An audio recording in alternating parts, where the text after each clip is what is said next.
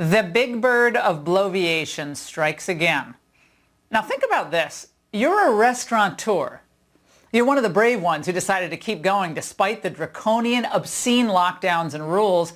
And now they throw up this barrier to you and your potential customer base.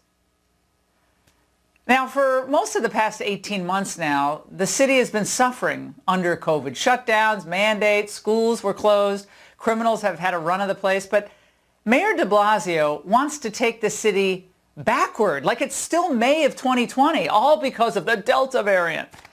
Now, it's just the latest excuse for, once again, making life miserable for businesses, students, and service industry workers.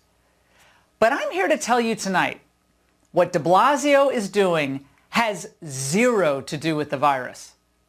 I want you to look closely at the death chart from COVID in New York State. Does this look like a crisis to you?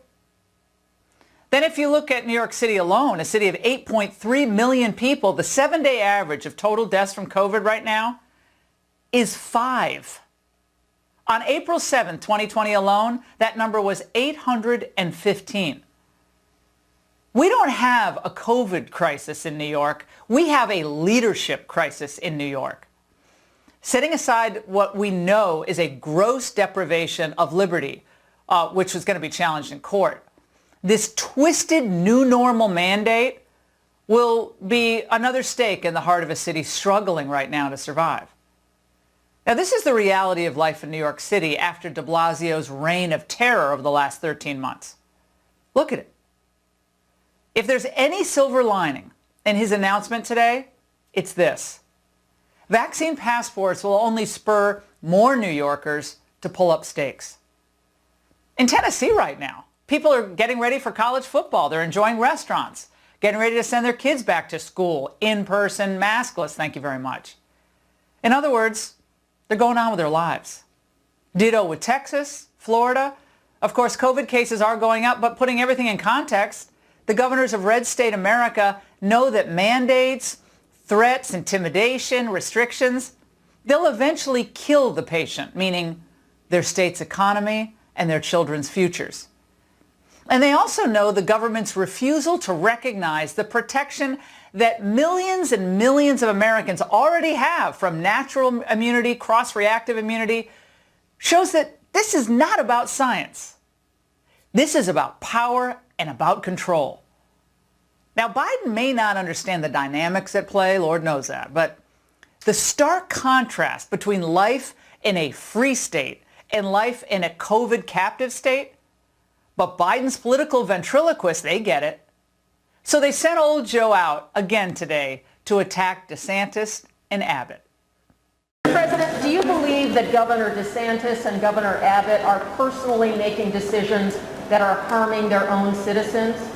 I believe the results of their decisions are not good for their constituents.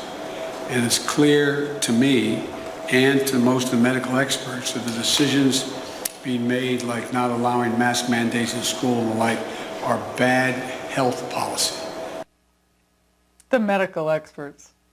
Now, as we saw happen in the spring of 2020 and the fall of 2021, the red states will once again begin to leave the blue states that follow New York's path behind. Why would you start a new business today in New York when you could live a normal life in Nashville? More and more Americans trapped in blue states will see that they don't have to live this way anymore. Unless, but I guess you're itching to live under these terms: skyrocketing crime, murders and shootings way up from 2019, insane COVID rules and mandates, and the huge new entitlements that Democrats want to make permanent. Back in April 2020, well, the love gov, he kind of let it slip. When do we get back to normal? I don't think we get back to normal. I think we get back, or we get to a new normal, right? Like we're seeing in so many facets of society right now. So we will be at a different place. What a poltroon. If there's a shred of principle left in the Democratic Party, and after seeing that guy, we'll learn more about him later in the show. Not really much of a chance of that, but we know he's certainly going to be in a different place.